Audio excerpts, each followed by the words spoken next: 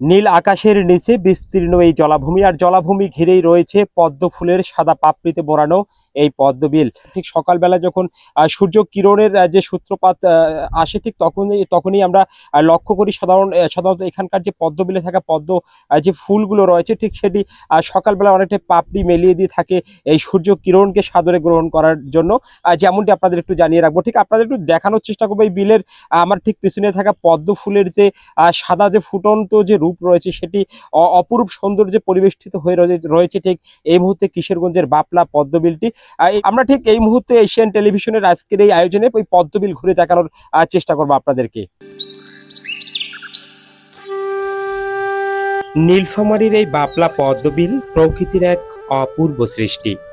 বর্ষার স্রোত আর শীতল হাওয়ার মিলনে এই বিল যেন হয়ে ওঠে রঙের সমারোহ। দূর থেকে তাকালেই মনে হয় যেন সবুজের ক্যানভাসে কেউ ফুটিয়ে তুলেছে অসংখ্য গোলাপি আর সাদা রঙের ফুলের ছবি।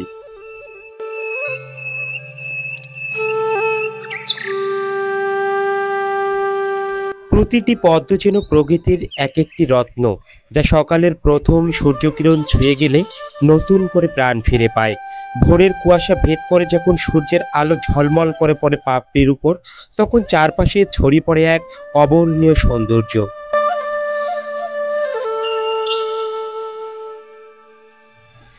এই বিল শুধু ফুলের রঙেই সমৃদ্ধ নয়, আছে প্রাণের ছোঁয়াও। আশপাশের গ্রামের মানুষ সেখানে জাল ফেলে ধরে তাজা মাছ, আর পানির বুকে ভেসে থাকা শাপলা শালুক তুলে নেয় বাজারে বিক্রির জন্য। শিশু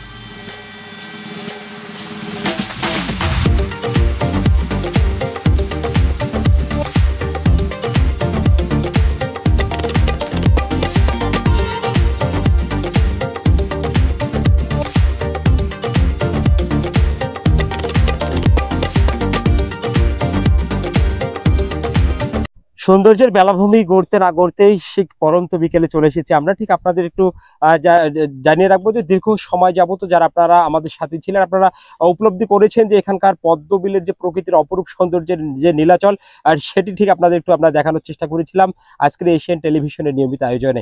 আপনাদের একটু জানিয়ে রাখবো এই পদ্মবিল ঘিরে রয়েছে ইতিহাস, ঐতিহ্য এবং ইতিহাস চেতনাবোধে জাগ্রত এই নীলফামারী অঞ্চলের সাধারণ মানুষদের দৈনন্দিন জীবনযাত্রায় ক্লান্ত যে সময়টুকু আছে, সেই ক্লান্ত সময় কে কেটে একটি সৌন্দর্যপূর্ণ আনন্দ ঘন সময় পার করতেই ছুটে আসে এই পদ্মবিলে।